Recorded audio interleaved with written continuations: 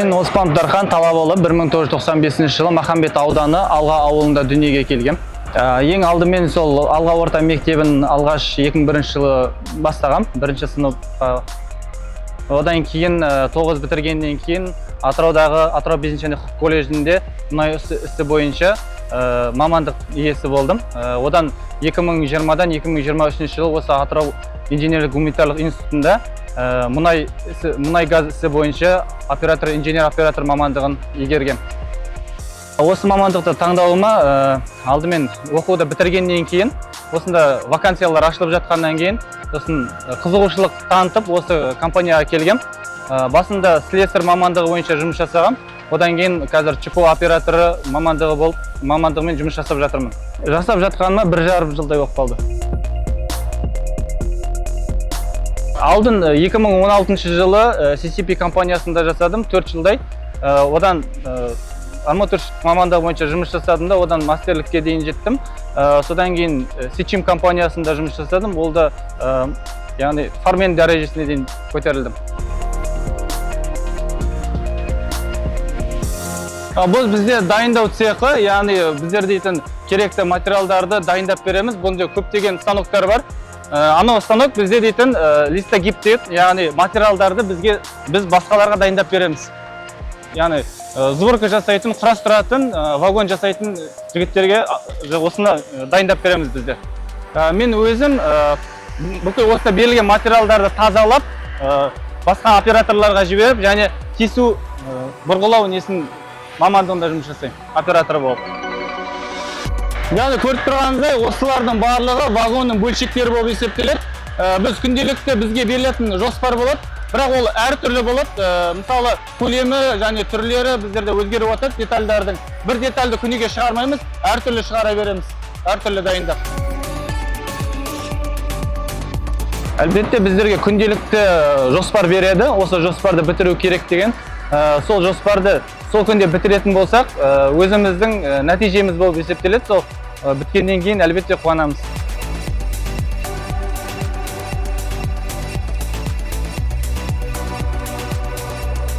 Қазіргі таңда біздердің станоктарымызды жаңа цехқа ауыстырып жатыр. Сол себепті орнату жұмыстарын осында жасап жатырмыз.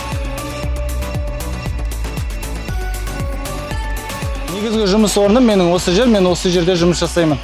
Қазіргі таңда бұл көшіріліп жатырғаннан кейін, ауысып жатқаннан кейін әзірге қосылмай жатыр. Мен осы жұмыс барысында, яғни берілген біздер материалдарды ар жақтан өткізіп, яғни осы монитор арқылы мен қарап отырам, ішінде қандай тазалау жұмысы жүріп жатыр, яғни керекті несі, высотасы, тазалау щеткасы бар, арнайы темірдің тазалау щеткасы. Одан асып кететін болса, материалдың несін бүлдіреді. Зақым келеді материалға. Сол себепті бұл мониторда мен дейтін қарап отырам, қаншалықты неде высотада тұр, қалай келе жатыр, сол монитордың ішінде барлығы көрініп тұрады. Сосын оны шығарып, керекті операторларға жібереміз.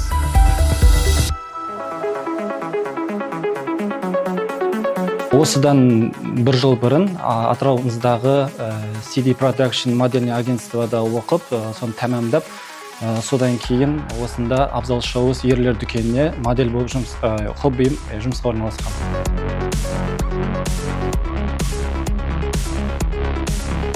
Ешқандай әсері жоқ, өйткені ол жақтағы жұмысым мүлдем бөлек, мұндағы жұмысым тек қана киімдерді жарнамалап, киімдерді халыққа көрсету. Өйткені біздің жұмысымыз 2-2 болғаннан кейін, яғни 2 күн жасап, 2 күн демалғаннан кейін, 2 күн демалғанда осында келіп жұмыс жасаймын.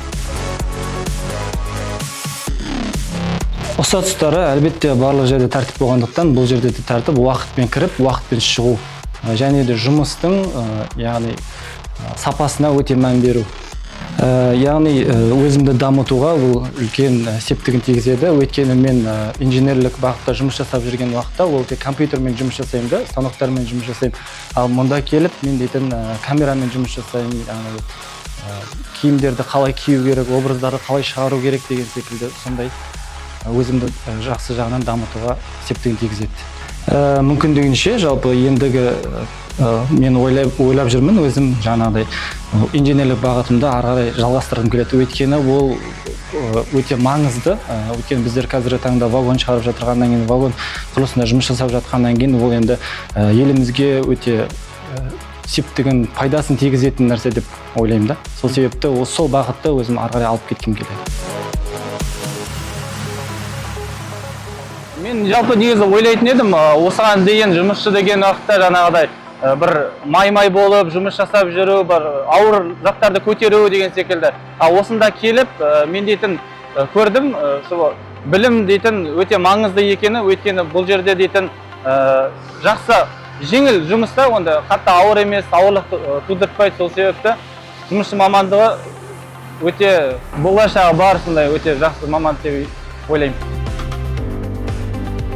Қазіргі таңда бұл өте біздің Атырауымызда салынып жатқан завод болғаннан кейін, вагон шығаратын завод болғаннан кейін, міндетті түрде болған ЧПО операторына оқыған дұрыс болады. Өйткені бұл адамды дамытуына, өзін жақсы жетілдіруіне көптеген септігін тигізеді. Өйткені бұнда жаңа технология, жаңа аппараттар келіп жатырғаннан кейін, өзін дамытуына үлкен септігін тигізеді.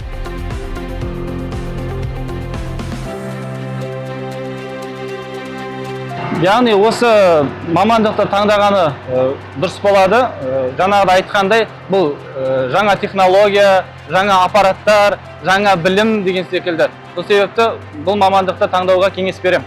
Бұл жер маған несімен ұнайды десеңіз, мысалы жаңа айтып жатқандай, маған осында келіп жатырған жаңа аппараттар өзімді біліктілігімді арттыруға көптеген септігін тигізеді.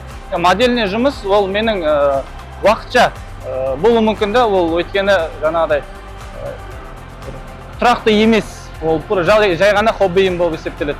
Бұнда мен мамандық бойынша жұмыс жасап жатырмын да, өзімнің инженер-оператор маманды алғаннан кейін. Болашағымды осы мамандықпен байланыстырамын.